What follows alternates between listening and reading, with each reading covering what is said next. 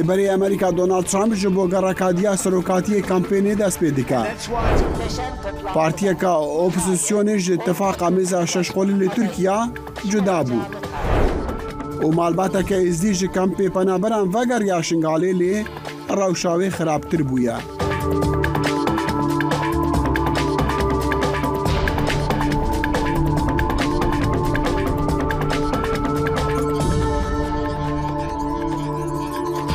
دم باش بخير هاتن برنامج كورت كونكشن جدنجي امريكا نها لواشنطن دمجمير حفتي سبيدا روجا يك شمية داخل شمو هيفيا دمن خوش جوارا ديكان سروكي بري امريكا دونالد ترامب سوز داكو اركي وي دس بيكري دي هطا داوي بباسري دماوي دوح شموي گوتارك لكونفرانسا چالاكيا سياسيا باريزياران يا سالانه خوندي ترامب اخفتنا سركايا كونفرانس پیشکش کرج گرسايا پشتوان الخوار را و گوتكو اوي بكوا شر خوي داوي و امي اركي خوا هطا داوي ببن ترامب ديسان قوت امي في شري بكن هطا سركتنا داوي دبينن ترامب هول دا فاقر كوش كاسبي بري اخفتنا لكونفرانسي باريزياران ترامب جر روجنا موانا را قوت كو اوي كامبينا خويا سيام يا سيامين سلوكاتيه بدومينتا فيكو دوز ان قانوني للدي جي وي هانا ترامب جهلا دوز قرام و دبن لي برسيني دايا كو هولداني نوي جبر هولدان نوی یرد کرنا انجام هالبجاتین 2020 و هر وساجی دست بسردا گرفتنا بلگه نپنی دناف مجارین دیدجی. وزیر نافخوای ترکیه سلمان سویلو دو شنبه گفت جماره مریین ارتحاجی گشت یا 45,000 968 کسان 4267 جی بنابرین سوری نکو جبر شر نافخوای ولات خوار رویابون ترکیه کار بدستین ترک رادگهینن کو ارتحاجی 214,000 آواهی هل وشاند نکو گلک جوانا جی لدورا هتاین نزدیکی 14 میلیون کس جی یک جهر شش سرهجمیریا خلکی ولاتی راستی باندورا ارتحاجی بونا لی پارتین اپوزیسیون دیبیجن جماره گلکی بلندترا. ایوب دمیر پیامداری دنگی امریکا لانکر نهار رستوخا بمریا ایوب دم باش یعنی اب جماره تین راگهاندنین فرمین حکمتنا کی راستی دزانا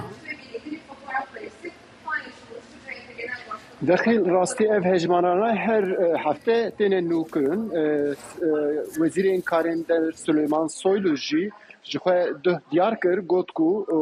یعنی 45,000 نزدیک 46,000 کس آنادوی ارتجی دا جیانا خو جدستانه عالی دن دا جی راستی هن لکولین دن جی هنه یعنی یه نه فرمی یه نه رسمی لوانا دوی داره دا جی یعنی ریخستنین کو لوی داره کار دکن آنجی لکولین دکن او دو بیجین کو آواهی کو هاتنه هلوشاندن تواهی گاوا مرو بده بر چوانا هجمار مریان جسد و 50,000 بگه حتی 200,000 جی دبه کو زیده ببه دیسا HDP لوی داره هم لکولین کربو لگل رای دارن HDP جی من سروی قصه کر دبیجین کو رقم کو دولت آنا نشان ده آنجی دیار که راستقینه که در نخینه پیش جبو ویجی هجمار کو دوی داره دامرینه جوی گلک زیده تره ایب ادامنا هاتل پیش ناوند جهپی پارتیا سرکه اپوزیسیونی او تدی جداهی دن افوان دا چی بونه دمیزا ششقوری دا درست بونه چما جداهی کتنا و اتفاقی داخل دوی و مهیدا یعنی اداره دا میزا ششقولی جویا بو مدیسا دوشانا زندی دا جی بحث کربو دوی داره دا پشتی و جوینی راستی روژه که شوندا سروکا پارتیا باش مرال اکشنر دیار کر کو اف میزا ششقولی لگوری وان نینه گلک بشوازه که تندراب قصه کر و کسین کو دوی میزا ششقولی دا کوان بار کر و گوت کو ام دوی داره دا جی ناگرن راستی اوا نرینا و آنجی داخویانی کو دا ترکیه کارم بیجم کو اولانکا مزن ودا هی کس یعنی پسپورن سیاسی و زانیار بن لکولینوان بن دیار ناکن کو یعنی سدما یا اساسی چیه لی دو دیسا مزا شش قولینا ایجار مزا پنج قولی یعنی مرال اکشنر تونه بو سروکن وان پنج پارتیان لپارتیا سادت ناونداوی جویان پشتی وی داخوینی اکتان گوتن کو ام دیجی بردا چوام مشک بروا بربو او مشامه و بردام به او صبحی جو خدیسا دوی او دا دانازنه دا دیار کرن کو شش اداره یعنی صبح و دیسا پنج پارتی بجون او روشا داوی دیار بکن کواتا او پنج پارتی کو هم دکان بیجن میزی پنج قولی و صبحی راب گینن کو وقت چاوری کریا کمال کلجدار اغلو نامزد اتفاقی با جوخه دما مرال اکشنر دست جبر ندابو لوی درجی اف دیروک دیار کربون یعنی دبن وی اویدا خطا دست خطا مرال اکشنر جیه لی صبح اف جوین و چه به اکشنر و جی نگره پنج پارتیندن و جی بگرن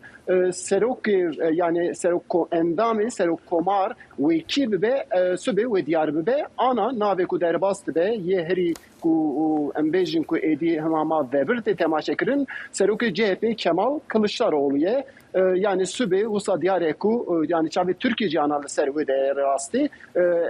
برندامین مزا پنج قولی و خود دیار بکه ایوب دبیر پیامنده دنگ امریکا جان کاری مرا بوگل که سپاس سیاستوانا که سرکایا اپوزیسیونی لی ترکیه گوت کو پارتیاوی دی اتفاقا کو جبو دجاتیا سروک رجب طیب اردوغان هاتیا آوا کرن ده البجاتین دا هاتی دا کو دی مها گولانی دا بین لدار خستن درکبه مرال اشکنر سروکا اینی پارتیا نتو پرست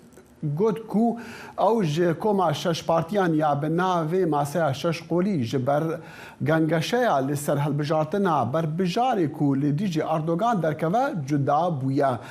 پارچابونا ده بلوکا اپوزیسیونی دا دو مهان بری هالبجارتین سروکاتی و پرلمانی ترکیا تین و جبو اردوغان او هیزک مزنا لی او راستی آلوزین آبوری و رخنگرتنان دبا لسر برسوا حکمتی یا جعرتهجی را لششی صباتی لباشوری ترکیا دا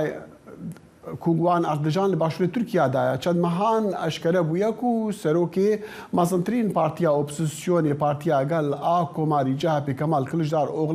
اغلو نامزد دی چاوری کریا کو پتر شانس هیا لهمبر اردوغان بکوا پیش برکیه سروکی ترکیا رجب طیب اردوغان راستی تورابونو دجبریه دبا لدمیکو هل بجارتن نزیک دبن او تورابون جبر برسوا حکمتاویه لهمبر ارتهجن مزن کو في داویه لترکیه خستنا او سروکی کو دمک دریجا خودی دا صلاة لترکیه بانگا یکبونی دکا و سوزا نو آوا کرنا مالین هلوشیاین ارتهجه جید دا رنگا کارساتا ارتهجه برياري بداية عن سردريا لهالبجارتنا ولسر صندوق من دنگداني وبرياري لسروي بداكو بريارة لچارده گولاني ورن كرين دەیان هەزار کەس لە یاریەکانی خولی نایابی ئەستەمبول هاوار دەکەن با حکومەت دەست لە کار پێشێتەوە دروشمەکە لە زۆرێک لە یاریەکانی سەرتاسەری وڵاتەکەدا دووبارە دەبێتەوە ئەو هاوارە تووڕەیە دەرەنجامی ئەو بانگەشانەیە کە حکومەت کاردانەوەی زۆر هێواشی هەبووە بەرامبەر بە بوومەلەرزە کوشندەکانی مانگی دووی ئەمساڵ ئەوە گەندەڵی بوو مەبەستم ئەوەیە هێشتا چەند شوێنێکەیە پێویستیان بە چادر هەیە کەسانێکن هێشتا لە شەقامەکانن ئەمە تەنها کارەساتێکی سروشتی نییە ئەمە کارەساتێکە کە بەشێکی بەهۆی بێلێ پرسینەوە و گەندەڵی و خزمێنە و شێوازی دروستکردنی ئەم بینایانە دروست بووە لە کاتێکدا حکومەت ڕوبەڕووی ڕخنەی زۆر بۆتەوە لەسەر بەدەنگەوە نەهاتنی خێرا بۆ قوربانیانی بوومەلەرزەکە لە ئیستەمبول خەڵک هەستان بە کۆکردنەوەی خۆراک و ئاو جلوبەرگی بەپەلە و پێویست کە لە ماوەی یەک ڕۆژدا چوونە ناوچەی بوومەلەرزەکە پارتی سەرەکی ئۆپۆزیسیۆن جەهەپا لە ڕێگەی سەرۆکی شارەوانیەکەیانەوە لە گەورەترین شارەکانی تووشیا وەک ئیستەمبول هەماهەنگی ئۆپراسیۆنەکەی کرد و تیمی گەڕان و فریاگوزاری نارد پێدەچوو کارامە و کاریگەر و توانایی کۆکردنەوەی سەرچاوەکانیان زۆر خێراتر بێت ئەمەش ئەوە دەردەخات کە ئەگەر بابەتی بوومەلەرزە بە ڕژدی وەربگیرێت و ئامادەکاری بۆ بکەیت و بەدەنگ وەڵامدانەوەی بوومەلەرزەکەەوە بچیت، ئەوە لە ڕاستیدا دەتوانین شاخەکان بگوازێتەوە. هەروەها ئەوە نیشان دەدات کە ئۆپۆزیسیۆن توانای ئەوەی هەیە کارەکان بە پێچەوانەی بانگەشەکانی حکوومەتەوە ئەنجام بدات. ئەردۆغان لە یەکەم سەردانیدا بۆ ناوچەی بوومەلەرزە لێدراوەکە ڕەخنەگرانی بە بێمنەت و بێشەرم ناوبرد، بەڵام لە دوایمین سەردانیدا بۆ شاری ئادیمان کە بوومەلەرزە لیدا بوو، ئەردۆغان داوای لێبوردنی کرد و داوای کرد خەڵک پێکەوە هەنگاو بنێن. تارسنتلەرن بەهۆی کاریگەری وێرانکەری بوومەلەرزەکان و خراپی کەشوهاوە نەمانتوانی لە ئادیامان بەو شێوەیە کە ویستمان کار بکەین لە ڕۆژەکەمەکانی سەرەتای بوومەلەرزەکەدا.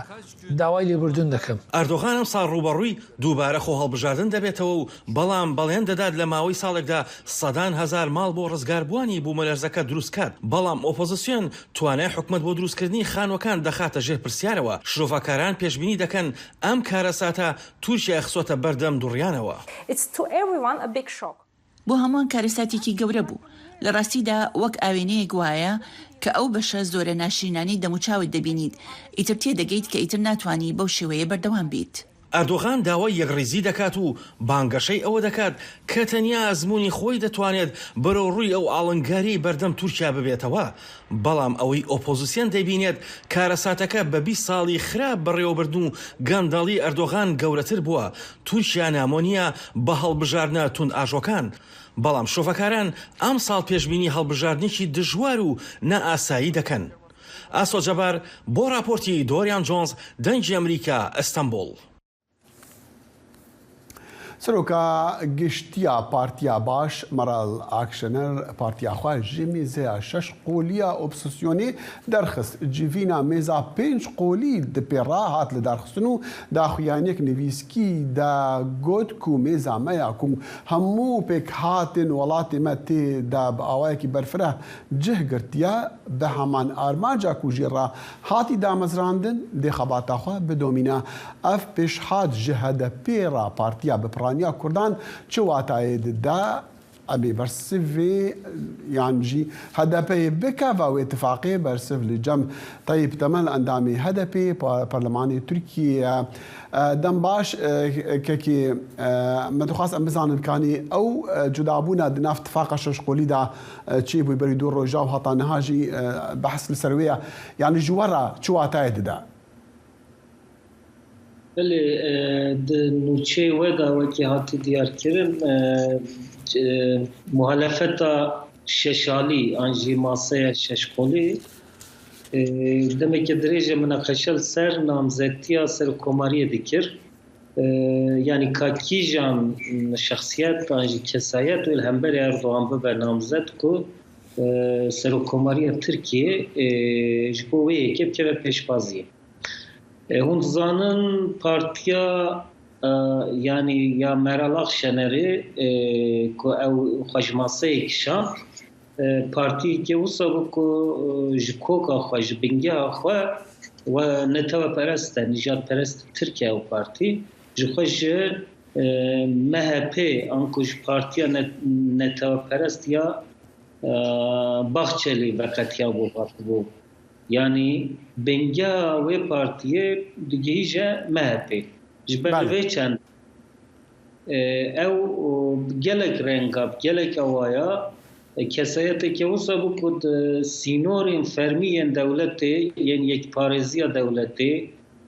inkara devleti al ser nasnameyin dem taybet ji inkara al ser gelek kur inkara al ser bavariyen judayen veki alevi de parast anko devlet Bahçeli بچرا بفكره وجي كيف طيب يعني دركتنا وان جوي اتفاقي دبيجن اردوغان رباشو بهسكرنا اردوغان لي غارتني جوارا وكهذا درزدكا يعني مهابجن اتفاقي جدانا فقط اموان پیشکفتن الوی اتفاقی جنیز و شوپین جبل کو ام دزانن اگر هیزک لهمبر اردوغان بسر بکبه او de lazım همو پارتین اپوزیسیون و پارتین دجبر yani muhalefet bike yek na namzetiya Kılıçdaroğlu bu sebep ko Meral Akşener kapaj ve bikşine jweye ki ev hele ki ve elbette partiye kim bulu ve herimi لو اتفاقي بلكي قسمه كي بكيري اردوغان بي فقط كنجي مرالاخشن القجبه اتفاقي كشان بارتي او قصب بضعيف به چونكي بارتي كل دجبري دستلاتاري اردوغانو بخشلي يعني وي بشكريه ده وي بارتي بله نه يجري دستلاتاريه جبر وي چندنا و مرالاخشن السر و ماسه دجبريه هدف ديكر دجبريه جل كرتك باشا وني هالوست خال هم بر اتفاقي بوغهرن وني بكافن اتفاقي يعني وني اتفاق اخو جدا بكافن هالبجاتنا واجر وصبه ونعم زد برچاف كريه جبو سلوكاتي المساله ده ام تو تشتاش هر دو جدا بكن يعني اتفاق وان جبو سلوكوماري يا وهر وصا جبو parlamentoy ji bo hilbijartinê parlamentoy ye. Em wekî HDP bi tifaqeke nû rabûne ji bo parlamentoy ji bo hilbijartinên parlamentoy yan ku ji bo hejmara parlamenteran ku em li xwe zêde bikin nêzî 5-6 partî û çend partiyên Kurdistanî em hatine bahet. Ji ber wê ew tifaqama wê cuda berdewam bike. Lê ji bo serokkomariyê ji bo namzetiya serokkomariyê em ê di va rojên pêş de siyaseta xwe kirş bikin li gorî rewşa li wê deverê li ku li tifaka millet rewşa nû ya derketê holê em ê li gorî wê yekê sekna xwe diyar bikin. Ji ber wê çendê em ser masaya wan nînin. Feqet heger ji bo qenciya Tirkiye, ji bo qenciya gelê Kurd, ji bo destkeftî û azadiya gelê Kurd fayda tê de hebe elbette em ê piştgiriye bidin namzetekî demokrat û xwedî feraset. Lê eger divê hêlê da dîsa ew kesê ku dibe namzet Erdogan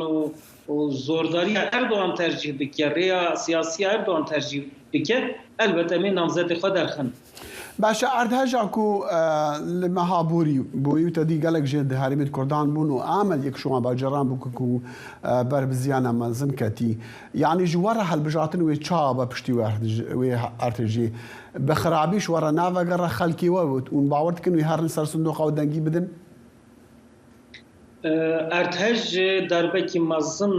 گل باکوری کردستان گل کرد و چند باجار کردستان وین ترکیه خست گل ملوی دورا پریشانه هدف روجا دسپیکی حتی نهاد نوا گل ده لآمده لرهای لسمسوری لملتی لمرشی لانتاکیای لی ام دزانن ارتهج زیده تر حیش و کربا گل لهمبر دستلاتاریه AKP و MHP زیده کرد. یعنی AKP و MHP اف دما ارتهجی دا پیوستین گل نبرسواندن بله جبه چنده گل و حسابی بپرسد صندوق دا جد دستلاتاریه ام باورناکن دنگی ما کم ببن و دنگی ما زیده ببن و خلشی بچه سر صندوق لی هم نوروس هم جیهل بجارتن و قسمه کی و شیم بر مخابن بيرانينا مخابن ام دزان جي قال ويجي يعني قال اخنا تدبيجي ديسان اردوغان غوتيكو 6 مليون 6.6 مليون كاس نشان بونا اردن ارتهجي فالا بكنو قال لك ويراني جي بدرز بيا ديارا وي كاريغريا وي لسر هالبشاتنا بابوريا بابوريا كي طيب داخل اللي بولين يعني تدبيجي كو اردوغان ديفيرا وشداوي هاستانجل مازن جرت شبن دما دكفه هالبجاتنا عندها البته يعني اردوغان بيواجويا هي ان سازين دولتي كتبن كنترولاوي دا نجي كاربدستين وين كل القاده ارتجي واجو باش بريفنبر اف بيواجو خراب بريفنبر قال لهمبري وان ببرتكه بمليون انسان د سپور د مسابقين فوتبول دا بيك دنگي قير دكين د بيجن حكومت استفاء اقتدار استفاء دستلاتاري بلا درج کار برده ام نشانه چیه ارتهج جبو اردوغان و حكومتاوي نه avantaja da avantajı ki mazına jiber ve iki zaten dest listike no kirne ve kişandına Meral Akşenerji perşe iki listike kenu يعني او الاستكاده صلاه داريه تدبيجي بيغمان يعني دسبيك تنها رولا كاكي طيب اخر دويت فاقده او بكو هنا كي خطا اردوغان بك طيب تمام اندام برلمان تركي جهاد بي مقلك سباساتت كن پاسپاشتن باش. دماغو ترکیه بسیار سرکا لورد تکرین که سازیا آواه کرنی یا خراب صدما ویرانیا ارتجا بکجیا شباتی بو لی خوشبونا نافچه یا آواه کرنی کو جارکی جهیلا سروکی ولاد و هاتبو پیش خستن دیسان دکوا پیش چاوان. لآواهی ترند گاردن یا لملتیه و که هر دورکی دن لباشور روشات ترکیه رزگارکر و مالبات در روژین پشت ارتجا شش رشمه دا لکسین ساخمای دگریان. دناوان دا فیضا یلماز جه هبو. به هیویا دیتنا زاروکین خوشک آخوه کو جبو درمان کرنا بجیشکی کوچی ملتیه ببون. Biz çok ev aradık. مبر خدا گلک مالان مخواست جهگ باش ببینین جبر کو زاروک بجوکن مخواست کو جهگ راحت ببینین جبر کو اوج باجار خود دورن جدر بمدید کو افا آواهیک پر خوش بو آواهی خراب بو دستوراوی تنبو لپش را دستور ورگرد از وی اگه دبیجم کو دبکو کسک لجهگی وی بهیزه آواهی ترند گاردن چند سال بری هاتبو نوکرن به دستورین پیوست لگوری بلگه این کجا آلی روی ترسی و هات ندیتن و هف پیوینین دیگر 6 کسان آواهی پاشی هاتیه تومار کرن او پسایا لیبورنا سال 2018 یا آواکرنا خانیان چه بو کجا آلی سروکی ترکیه رجب طایب اردوغان و هاتبو را گهاندن ده میتینگا هلبجارتن یا لملتیه دا حکومت گفت که زیادتری 3 میلیون مالبات و کمپانیان پسایا و لیبورینی تاپوی خو ورگرتنه و پریا باج و خرجان به میلیارد دلار هات نه دست خستن نها او مجارا لیپرسینک تاوانه که بر پرسیاریا هلویشین اوی دیار بکه روی ترسی گلیین والاتیان این دربار لیبورین و نرخاندن اولهی جه شاردار ملتی صلاحتین گürkan پرسی kurumları ve yargı gereğini yapacaktır. لشونا گو ام لروجي بوريدا آسي ببن و تشتك گو لجهكي تايبت قومي بيدوية گو ام جبو پاشا روجي پلانان بكن جبرويكي درسي گو ام في جاري فيربون دي پاشا روجا كچيتر بكن از وساد فكرم هف پیوینا ما جنشک و قطیا به باجاروانی بری کو بچه تشتگی دیجی گوت حری داوید خوازم ببیجم گو لیبورینا ملک و خانیان هلوستک راست نبو سروکاتیا ترکیه و حکومت برسف ندان داخوازین رویترس بو شروعیان. اردوغان گوت که ستاندارد آواهیان لترکیه دبن چاودیریا و دا باشتر بونه. لیلکاول این ترند گاردن در منخشکا یلماس و زاروکان پشت 7 روزان دبن کاولان دا هاتن درخستن. دما که ارتش چه بو آواهیا ترند گاردن هلویشیا و 29 کس دبن کاولان دا مرن. جتوزل دنگ امریکا. سەرۆکی ڕێکخراوی چاودێری ئەتۆمی نەتەوەی گرتووەکان دوێنێ شەمە لەگەڵ بەرپرسانی ئێران کۆبووەوە چەند ڕۆژێک دوای ئەوەی ئاشکرا بوو کە ئێران یۆرانیۆم تا نێزیک لە پلەی دروستکردنی چەک پیتاندووە ئەمەش زەنگی نوێی لەسەر بەرنامەی ئەتۆنۆمیەکەی لێداوە. ڕافائێل ماریانۆ گرۆسی سەرۆکی ئاژانسی نێونەتەوەی وزەی ئەتۆمی لە کۆنگرەیەکی ڕۆژنامەوانیدا لەگەڵ بەرپرسی بەرنامەی ئەتۆمی ئێران ڕەتی کردەوە هیچ لێدوانێک لەسەر وتوێژەکانی لەگەڵ بەرپرسی بەرنامەی ئەتۆمی ئێران بداتن و ڕاگەیاند کارەکانی شاندەکە هێشتا بەردەوامن. گرۆسی گوتیشی ئەمە کەشێکی کارکردنە و ڕاستگۆیی و هاوکاریە. سەرەتای ئەم هەفتەیە ئاژانسی نێونەتەوەی وزەی ئەتۆمی بنکە لە ڤیەنە ڕاگەیاند کە یورانیۆم تا 83.7% پیتێنراوە کەمێک لە پلەی پێویست بۆ دروستکردنی چەک لە فرۆدۆ شوێنێکی ئۆتۆمی ژێرزەمینی ئێران دۆزراوتەوە.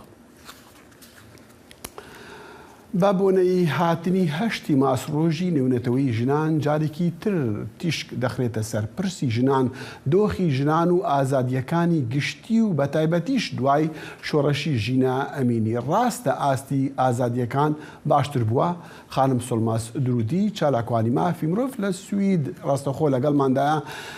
ئەم کاتت باش و زۆر سوپاس بوو کاتی جەنابەت، یعنی پرسیارەکە هەر ئەوەندەیە زۆرجار دووبارە دەکەینەوە. شۆڕەشی ژینە ئەمینی بوو بەهۆی ئەوەی کە ئازادیەکان لە ئێران باشتر بن بەرەو پێشەوە بچن؟ هەموو کاتێکت باش و سڵاو لە ئێوە و سپاس بۆ ئەم دەرفەتە. دیاریکردنی ڕۆژێک وەکو ڕۆژی جیهانی ژن بۆ ئەوەیە کە سەرنجی زیاتر بدرێتە ئەو نائەداڵەتی و هەڵاواردنەی بەهۆی ڕەگەزیەوە چ لە دەرفەتنەدان بۆ پشکەوتن و پشکوتنی ژنان و چ لە ڕێگریکردن لە بەشداری چالاک و پڕبەپڕی ژنان لە کۆمەلگادا و چێژوەرگرتنیان لە ژیاندان گرتووە. ئەو ڕۆژە ڕۆژێکی سمبولیکە بۆ وەبیرهێنانەوەی بوونی ستەم و نائەداڵەتی لەسەر ژنان. دیارە بزوتنەوەی ئەم جارەی شۆڕشی ژینە بە دروشمی ژنجیان ئازادی بە پشتبەستن بە ئەزمموی ساڵها خەبات بەرامبەر بە سەرکوت و بێمافکردنی ژنان دەستی پێکرد. ئەم خەباتە بەرامبەر بە حکوومەتێک کە یەکێکە لە سەرکوت کارترین و دژە ژنترین و دژە مرۆڤترین دەسەڵاتەکانی سەردەمە. ئەم ڕاپەڕێنە لە ڕاستیدا بە شێوەیەکی زۆر بەدین و لە ئاستێکی زۆر بەرزدان نە لە هەر کوردستان و ئێران بەڵکو سەرنجی هەموو دنیای بەلای خۆی و ڕاکێشە و ئەو وێنایی کە دەسەڵاتدارانی کۆماری ئیسلامی ئێران لە ڕێگەی لابیەکانیانەوە هەڵیاندا وێنایەکی خەیاڵیان دروست کرده بوو لەسەر ژیانی تاکەکان لە ناو جوگرافیای ئێرانە. ئەو وێنایی بەڕاستی کەمڕەنگ کردەوە. دیارە تەنها ستەم لەسەر ژنان نەبوو بەڵکو بەگشتی ئەو پێک هاتن نائادڵانە و نامرۆڤانەی دەسەڵاتی ئێرانی کردە ئامانج بە تایبەت لەسەر خستنە ڕووی ستەمی سەر ژنان دەوری کاریگەری هەبوو. جا ئێستا بە دڵنیایی و هەمومان ئەومان بینیوە کە ڕای گشتی زۆر ڕوونترە لەسەر ئەو ستەمەی کە لەسەر ژنانە هەیە. سۆڵمەزخان دەویست باسی ئەو بکەم کە ئێمە دەزانین زۆر سەختە چالاکێکی ژن لە ناو ئێران بتوانێت لەگەڵمانە قسە بکاتن لەبەر خۆ دەزانی باری ئاسایش. بەڵام خۆشبەختانە دقیقە بە دقیقە هەواڵی ناو ئێران بە ڕێگای سوشەل میدیا دێتە دەرێ دەگاتە هەمومان و هەمووشمان و جەنابش دەزانی خۆتش کایەکی لەوانەی کە پەیوەندیت هەیە لەگەڵ خەڵکی خۆت لەوێ. بۆ چوونی ئەوان چییە؟ یعنی ئەوانە گەشتبینن بەرامبەر بەوەی کە شۆڕەشی ژینە ئەمینی گۆڕانکاریکی دروست کردووە لە ژیانیاندا؟ بەڵێ بێگومان ئەو لە ڕێگەی و پەیوەندیانەی کە بوومە شتایە کە ئینسان بیستێت لەوانەیە بە دەستکەوتایەکی زۆر بچووک لە قەڵم بدرێت بەڵام بەڕاستی دەستکەوتایەکی گەورەیە و ئەبێ بپارێزرێت. ئەوەی کە باسی ئەکەن هەر لە فڕێدانی لەچک و سووتاندنی و هەر ئەوەی کە ئەمە بوو چەخماخەی ئەو شۆڕەشە هیوە وە پشتگیری لەلایەن تاکەکانی دیکەی کۆمەلگا ئەمە بوو هۆی ئەوەی کە ئەم شۆڕەشە گەرای مافخوازی و یەکسانی خوازی لە دڵی کۆمەلگا بە تایبەت جیلی نوێ داناوە و ئەوەی کە خودی ئەوەی کە باسی مافی مرۆڤ مافی ژن بووتە مەسەلەیەکی گشتی بووتە ئەوەی کە زۆربەی تاکەکان بەلایەنەوە گرنگە. ئەمە یەکێکە لە دەستکەوتەکان یەکێکی لە هەر دەستکەوتە گرنگەکان کە زۆربەی تاکەکان وریا بوونەتەوە هۆشیار بوونەتەوە و هەوڵی بەدەستهێنانی مافەکانیان ئەدەن و ئەوەی کە ئەیبینی من لە زۆر کەسم بیستووە کە ئەڵێن پشتگیری ئەکەن لە ئەو هەوڵە بەردەوامەی کە ڕۆژانە ئەدرێت لە ناو کۆمەلگا ئەوەی کە خەڵک چاویان کراوەتەوە زیاتر ئەوەی کە خەڵک ساڵها بێدەنگیان کردووە بەڵام کە ئێستا بێدەنگیان شکاندووە ئەبینی کە چەندێک خەڵکەکە هۆشیارن یعنی تام ساڵانە ئینسان درکی بەوە نەکردبوو کە خەڵک ئەو خەڵکێک لە ژێر ئەو گوشارە سەختە و بەردەوامەی کۆماری ئیسلامی ئێران بوون چەندێک هۆشیارن چەندێک ئینسان هەیەکی ئەمڕۆیی. بەڵام بۆ نمونە سۆڵمەز خانم دوێنێ لە وتوێژیان من وتوێژەکە دوێنێ بینی بەڵام پێش دوو ڕۆژە وتوێژە کرابوو CNN یەکی ڕۆژنە نووسەکانی ناودار کە بە ئەسڵ ئێرانیش کریستین ئەمانپور لەگەڵ وەزیری دەرەوەی ئێران وتوێژێکی کردبوو باسی ئەوەی دەکرد کە وەکو بڵێ دەستدرێژی لەسەر خانمان دەکرێت لە زیندانەکاندا ئەو هەڵبەتە ڕەتی کردوتەوە تا چەندێک یەکێک دەتوانێت ئەم هەواڵانەی کە لە ناو تورکیا جارجار دەرەچن پشتڕاست بکەینەوە یعنی ڕاستە ئەم تویژیە بەرامبەر بە ژنان هەیە کاتێکە دەستیان بەسەردا دەگیرێت. ئەوەی کە حکوومەتی کۆماری ئیسلامی ئێران هەمیشە هەوڵی داوە کە بە شێوەی جۆرا و جۆر ئەو کەسانەی کە نائەڵێن یا ئەو کەسانەی کە هەڵوێستیان وەرگرتووە بەرامبەر بە ئەو کۆمارە سەرکوت بکات. جا سەرکوتکردنەکە چ لە ڕێگەی لێدان بێت چ لە ڕێگەی بێدەنگکردنیان بێجا بێدەنگکردنەکانیش لە ناو زیندانەکان بە شێوەی جۆرا و جۆرە ئەوەی کە لە لێدان و بە شێوەی فیزیکی و بە شێوەی دەرونی فشارە خاتە سەر یان یەکێکە لەو شتان بۆ یەکێکی لەو شتانەی تریش کە بەردەوام کردویانە لە ناو زیندانەکانی کۆماری ئیسلامی ئێران دەستدرێژیکردنە سەر ئەو تاکانەی کە ئەگیرێن بە تایبەت ژنان. یعنی ئەمە شتێکە کە زۆرێک لەو ژنانەی کە دواتر مەسەلەن ئازاد بوون باسییان کردووە، ئەوەی کە من بیستومە لە ئەو کەسانی کە لە پەیوەندیان لەگەڵیانە باسی واکەن کە ئەو کەسانی کە لە زیندان دێنە دەرەوە بێدەنگی هەڵەبژێرن، باری دەرونیان ناجێگیرە. یعنی ئەمە دیارە کە بە بەردەوامی فشاریان لەسەر بووە و دەستدرێژیکردنیش بەڕاستی ئەبێتە تراومایە بۆ کەسانە کە دێنە دەرەوە کە باسکردنی لە ناو کۆمەڵگایەک کە زۆربەی ئەو باسانە تاپۆیە ئاسان نییە و ئەمە یەکێک لەو شتانی کە بەردەوام کۆماری ئیسلامی کردوێتی. لەم دوایانەیشە بە ڕێگەی گاز فڕێدانە ناو قوتابخانەکان بۆتە هۆی ئەوەی کە بە شێوەیەکی دیکە ئەیەوێت ئەو تاکانەی کە نایەنوتوە سەرکوت بکات. باڵێ خانم سڵمەز درودی چالاکوانی ما فیمرۆف لە سوید لەگەڵمان بوو. زۆر سوپاس. زۆر سپاس بۆ ئێوەش.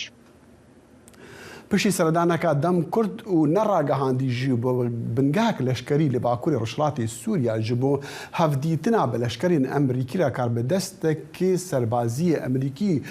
دوه شەمبوویە گوت و شاندنا هێزین ئەمریکی یانێزیکی 8 ساڵان لە سووریە ji بۆ شەڕێ لە دژی دەولەتا ئیسلامی داعشی هینجی هێژایی مەترسیەیە. جەنەرال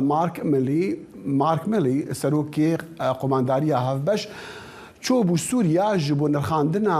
هەوڵدانن ji بۆ ڕێگرتنی لە نو سەرهەڵدانا کۆما چەکدارên داعشی و ڤاکۆلینان لەسەر ئامادەکاریên هێزên ئەمریکی لە هەمبەر عێریشان دناواندا ژی عێریشên لە هەمبەر فڕۆکین درۆن yên ku çekdarên bi piştevaniya Îranî hinek li cemwan bi dest xistine. بأمر دنگ أمريكا زانا عمر نها بمرة يا راست خوش قامش له زانا دم باش يعني أو سردان شاوا بو بتشما بس يبو وشهاد كرين وشهاد قوتن شزانياري الجمتهنا. بله دم باش دخيل جخوا سردان يا نراق هندي هنجي أو داخويانيين يان آگاهيين برفره درباره في سردان ده حتى نهاج نهاتي أشكره كرن جخوا هیز سوریه دموکراتیک حتی وقت ویگا ویجی تداخیانی آن تآگاهی درباره وی سردانه ده نهاتیه کرد. لیل گور جدره که پشتراست گو فرماندار گشتی هیز سوریه دموکراتیک لگل جنرال امریکی مارک میلر جویا و دته ده بحثا چاوینا بردوام کرنا پیشگیریه جبو هیز سوریه دموکراتیک داکو با آرمانجا تکبرنا بردوام یا داعشی گو بالعالی کردن لکو اف جوین هاتیه داخستن آنکو او بنگه لکوی گو جنرال امریکی سردانا ویکریه لگور تی تخمیکرن آنگو لحسکی به آن لشداده به آن لدیرا زوری به جبرگو او بیتر چعویریا سیستما پاراستنا بنگهن امریکی درونان بتایبتی پرانیا خو او ایریش لملی دیرا زوری دبن بتایبتی الحق العمر گو بردوام لراستی ایریشن میلیس ایرانی بدروناته جبرویج تی تخمین کرن گو سردان لحق العمر هاتیه کرد. بله زانا افتشتاکی بالکیشن نوی جیکو بحث ایریشن کوان چکدارن کو ایران پشتگیری لواندکا چکم زانین ایران پشتگیری لرژیم سوری لحکومت سوری دکا لی مثلا کو درون هبن بإيريشا بدرون عم بكم تشتك نويا يعني تشتك دركتية حتى كو جنرالك أمريكي بور وفي بحسي بك يعني أمادة كاريا بك جبور ريقرتني لاحتمالك وصا شخص صار درباسوي ده حتى بهن دسبيك في صار يجي بردوام بنجهن امريكي بتايبتي دو بنجهن سركه هجر ام بواندس نشان بكن يكجي بنجها حقل العمر جو لنافشا ديرا زوريد جو جير كنترولا دفرين كواليسيوني وهسدي ديه لراستي ايريشن بدرونا موشكان فتيجو بنجها ويج علي بو كمال وميادين و جير كنترولا ميليس ايراني وريجيم سوريا ده جوي دري موشك و درونن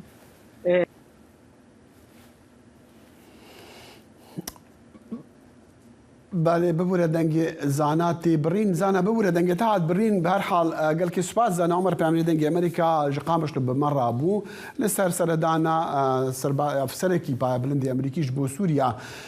ڕوو بکەین عێراقی ناکۆکی نێوان هێز و لایەنە سیاسیەکانی هەرێمی کوردستان بەگشتی و پارتی و یەکێتی بەتایبەتی دەرفەتی بۆ دەستێوەردانی هەرێمی ڕەخساندووە و بواری بە لایەنە عێراقیەکانیش داوە تا هەوڵی لاوازکردنی پێگەی هەرێم بدەن و پاشەکشیش ببنەوە لە مافە دەستوریەکانی هەرێم. پەیامەری دەنگی ئەمریکا دڵشاد ئەنوەر ئەم راپۆرتەی ناردووە.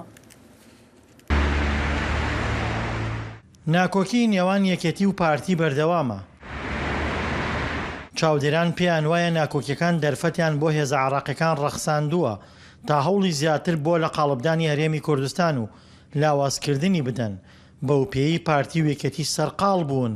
بە ناکۆکی نێوانیانەوە و مافە دەستوریەکانی هەرێمیان پشتگوێ خستووە. ئەمڕۆ مەترسی گەورە لەسەر قوارەی هەرێمی کوردستان هەیە.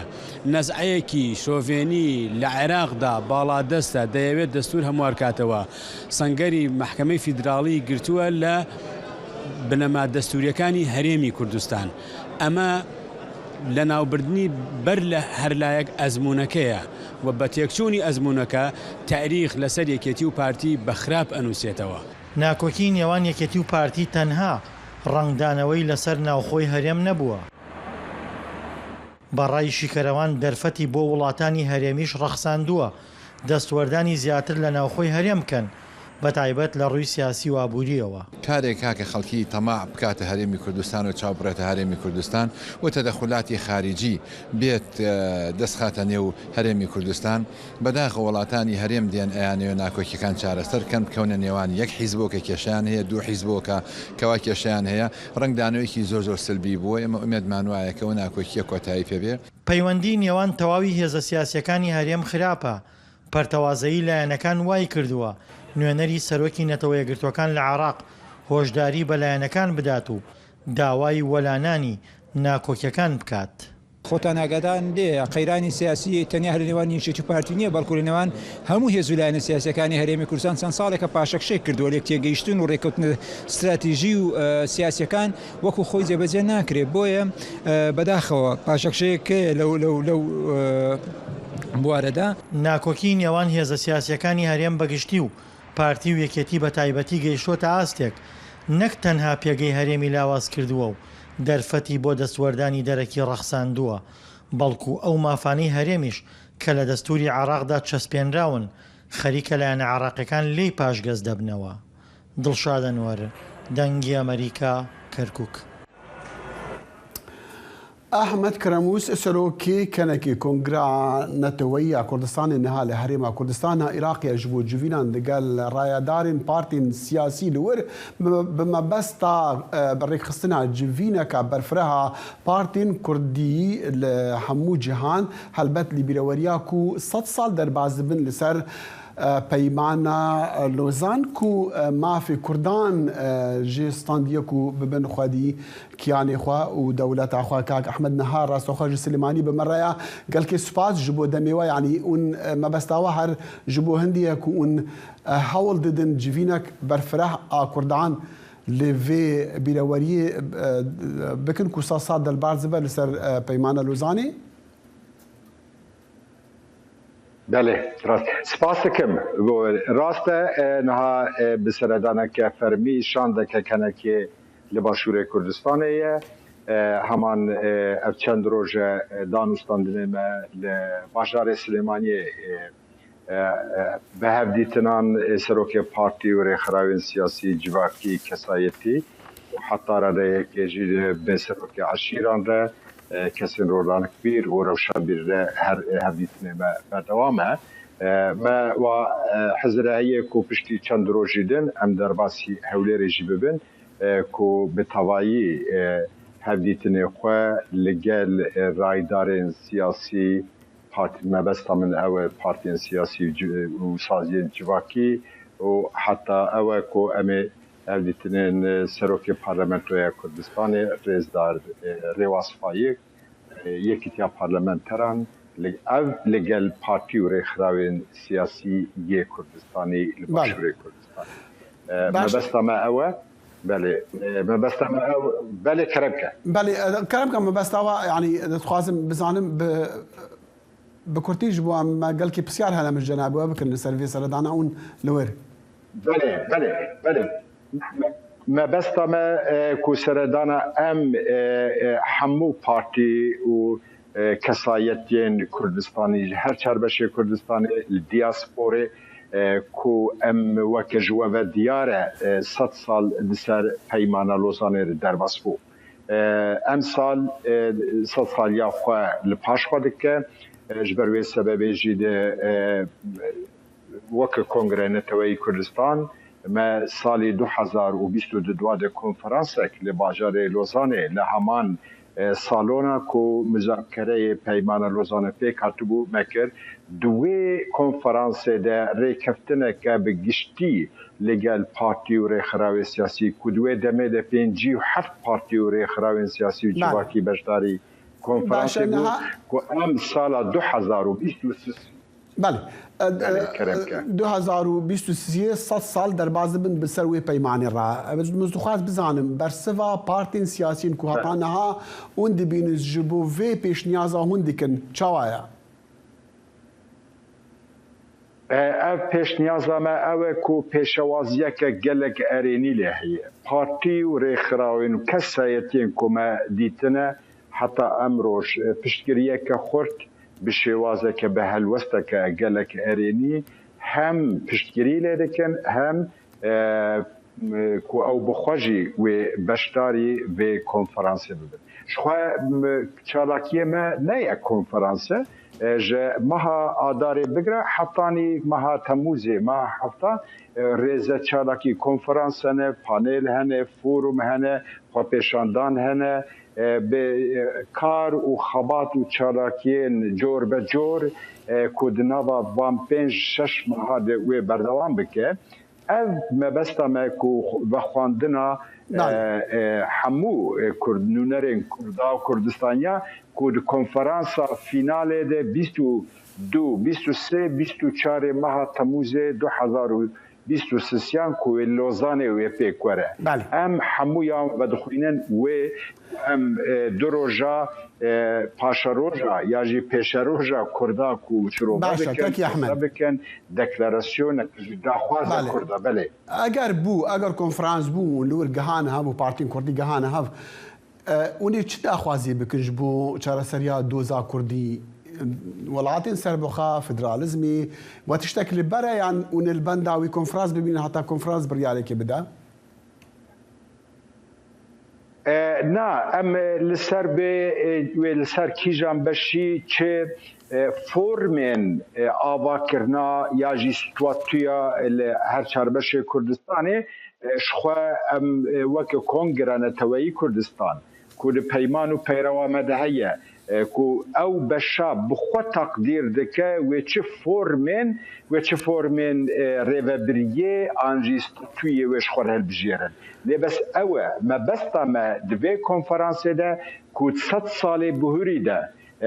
کو قتل عام جنوساید پرچبون تالان ویران کرن کش بریل گلخوانیه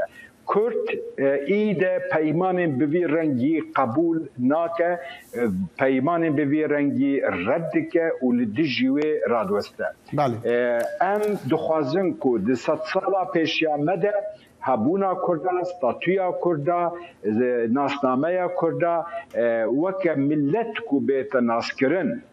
ام ویچتی امیل گل هفدوش رو بکن ام یک ریزی و یک دنگیا گل کرد و کردستانه جبو رایا جیهانی جبو رایا ناب دولتی بدن دیار کرن ام ایرادا گل کرد اصرار گل کرد لسر ناستامه خواه لسر هبونا خواه لسر زمان خواه لسر پاشا روژا خواه ام بدن دیار کرن کو کرد لهمبری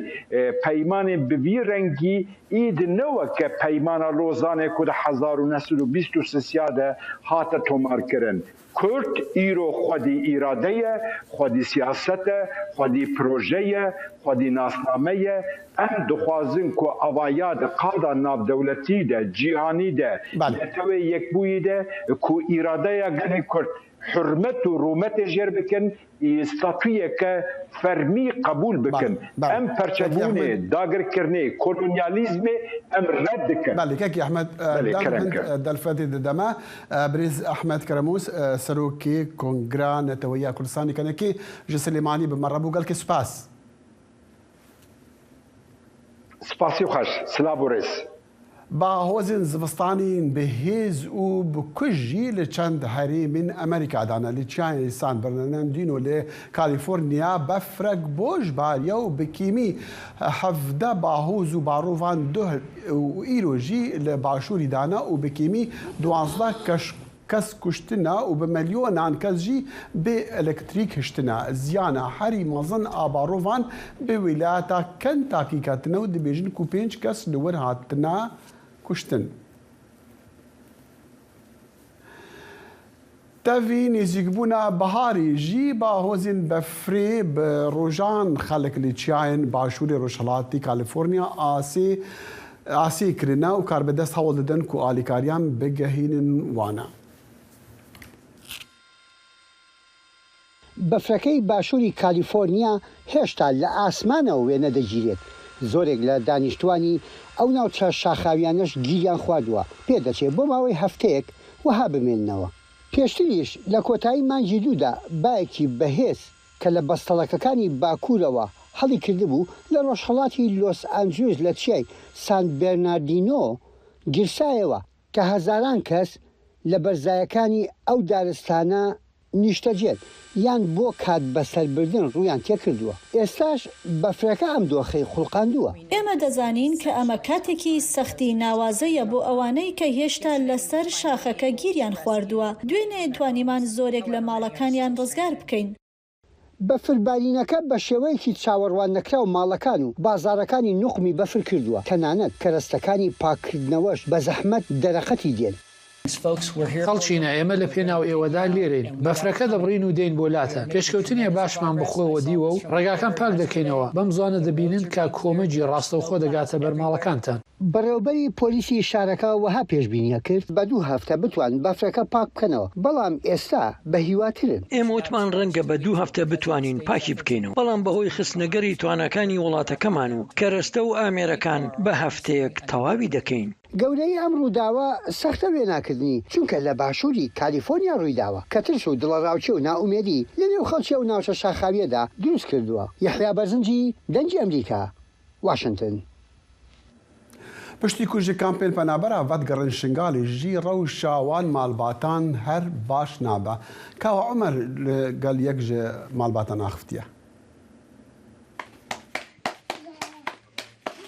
ئەویانانێ حەف زاڕۆیان پێژیتن لە بن خیڤەتەکە کەڤنار لەسەرێ چیایە شەنگالێ لە جهەکی کو دەبێژنێ سەردەشتێ. شەمێ دگەل دوژن تیێنخواک و هەر سێ بیژنن و مێرێ دوا هاتیە کوشتن و یەکێ دنیێ بێسەروشینە. هەف ماڵباتە لە هەرێما کوردستانێ بوون وەکو ئاوارە لێ پشتی ئەو ڤەگەڕیاینە شەنگالێ جارێک دن لە بن خیڤەتێ ژیانا خوا دبەنە سەر. ناخواشە دیبینی من چادرادانە و تشتێک نینە و نایەکی مای شغل هەیە و هەرچیەکی وی شغڵجی هەبە شغڵاکل ڤڕنینە تشتێکت ڤڕنینە شنگال نەیخۆشە و فەرمانێ دەکەنگێ شنگال خۆش بووە. خانوویê vê malbatê li ser demê Daeş hate şinavbirin û niha ew ji neçarî li serê çiyayê şengalê ne.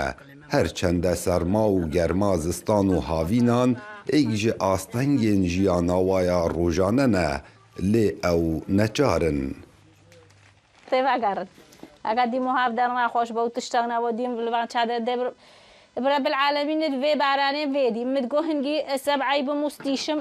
min got hingî herî hate vir û hingî halê vir şil bû hingî min naylon û kêşan û gurçkên beعey bûn di şêvaziş hawar hawarî nekedim. Ala derî şebeka xerab bûn û jêkirin û navela qesir bû.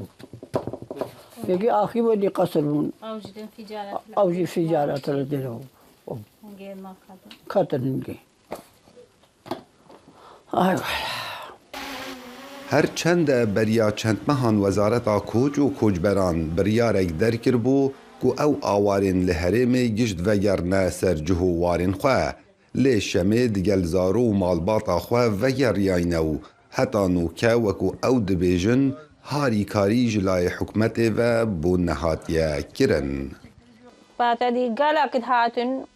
ودينارين ماشي هاتن جور ومتنبون يك زارو كي ماس نابو الباما يك ما دي سلزلامه كي ماس المال ما نابو امجي هاتن وجل فرج جور نخوش ترجي يعني الفري وساينين مسعدا زلاماجي نبتنه اف مالباتا جیاناوان و صادبوریتن لسردشت لسر چیای شنگاله بلکو بصدان مالبات هنه او پوشمان بوینه جنکم پن هرم و گریاین کاو عمردنگ امریکا قضا شنگاله. هذا برنامج صباح هر شاد و بختور بنو خدا حافظ.